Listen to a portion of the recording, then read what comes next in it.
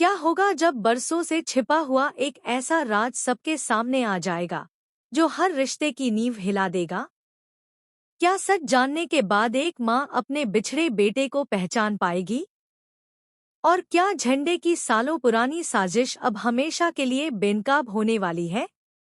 आज के एपिसोड में होने वाला है ऐसा धमाकेदार खुलासा जिसे देखकर हर कोई हैरान रह जाएगा। आखिर क्यों आर्य ने सारी हदें पार करते हुए मां को बता दिया कि चरण ही उनका असली बेटा यशवर्धन है? और क्यों झंडे किसी भी कीमत पर इस सच को छिपाना चाहता है? आइए जानते हैं आने वाले ट्विस्ट की पूरी कहानी।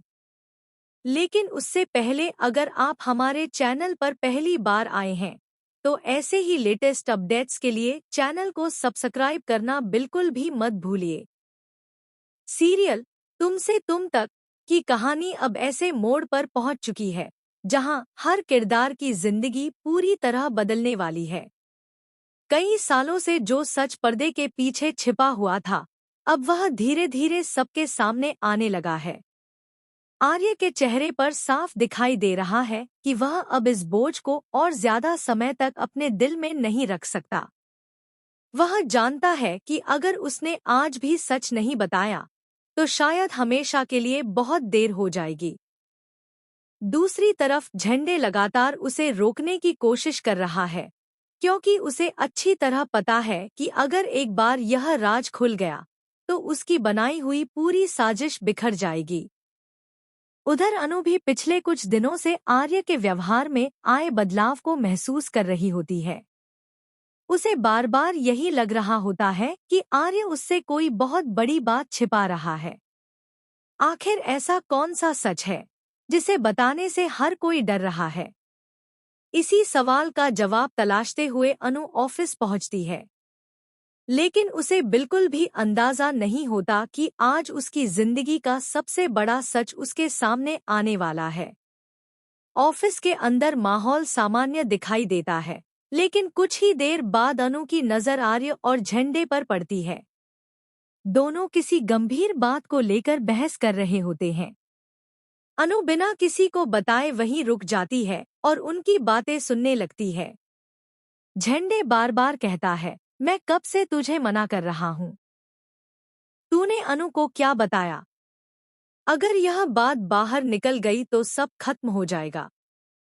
आर्य गहरी सांस लेते हुए जवाब देता है, मैं अब और झूठ नहीं बोल सकता। इतने सालों तक सच छिपाकर हमने किसी का भला नहीं किया। अब माँ को सब कुछ जानने का पूरा अधिकार है।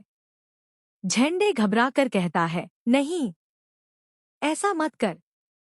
अगर तूने सच बता दिया तो सब बर्बाद हो जाएगा। तू सोच भी नहीं सकता कि इसके बाद क्या होगा। झंडे की आवाज में डर साफ सुनाई देता है। ऐसा लगता है जैसे वह सिर्फ एक राज नहीं, बल्कि किसी बहुत बड़े गुनाह को छिपाने की कोशिश कर रहा हो। उसकी बेचैनी देखकर अनु भी हैरान रह जाती है। आखिर ऐसा कौन सा सच है जिससे झंडे इतना डर रहा है? इतने में अनु खुद को रोक नहीं पाती और सामने आकर आर्य से पूछती है, आखिर बात क्या है? आप दोनों किस सच की बात कर रहे हैं? मुझे सब कुछ साफ साफ बताइए। कुछ पल के लिए वहां पूरी तरह सन्नाटा छा जाता है। आर्य अनु की तरफ देखता है। उसकी आंखों में दर्द।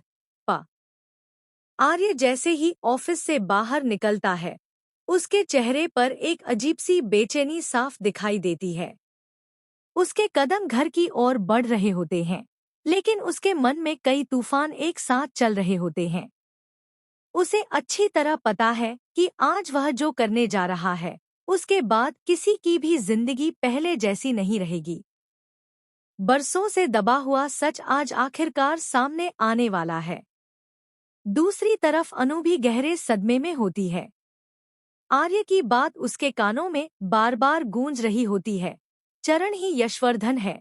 वह जितना इस बात के बारे में सोचती है, उतना ही उसे महसूस होता है कि इस कहानी में अभी भी बहुत सारे ऐसे राज छिपे हैं जिनसे वह पूरी तरह अनजान है। आखिर झंडे इतना डरा हुआ क्यों है? अगर सच सामने आ ही रहा है तो वह उसे रोकने के लिए इतना परेशान क्यों है? इन सवालों का जवाब पाने के लिए अनु भी चुपचाप आर्य के पीछे निकल पड़ती है। इधर झंडे का डर अब घबराहट में बदल चुका होता है। वह तुरंत आर्य को फोन मिलाता है।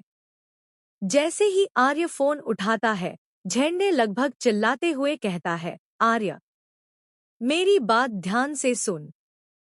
अभी भी वक्त है। घर मत जा। माँ को कुछ मत बताना।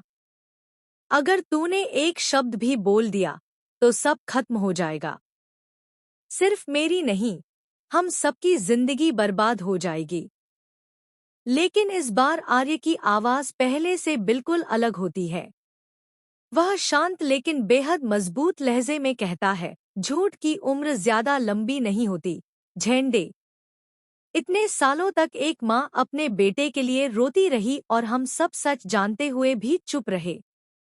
अब मैं और यह बोझ नहीं उठा सकता। झंडे गुस्से और डर से कांपने लगता है। वह आखिरी कोशिश करते हुए कहता है, तुझे नहीं पता, अगर यशवर्धन की याददाश्त वापस आ गई तो सबसे पहले वही हम सबका सच दुनिया के सामने ले आएगा। सोच, उसके बाद क्या होगा। झंडे की यह बात सुनकर कुछ पल के लिए आर्य भी चुप हो जाता है। उसे पहली बार महसूस होता है कि झंडे सिर्फ एक सच नहीं छिपा रहा, बल्कि किसी बहुत बड़े अपराध से भी जुड़ा हुआ है। फिर भी वह बिना कुछ बोले फोन काट देता है।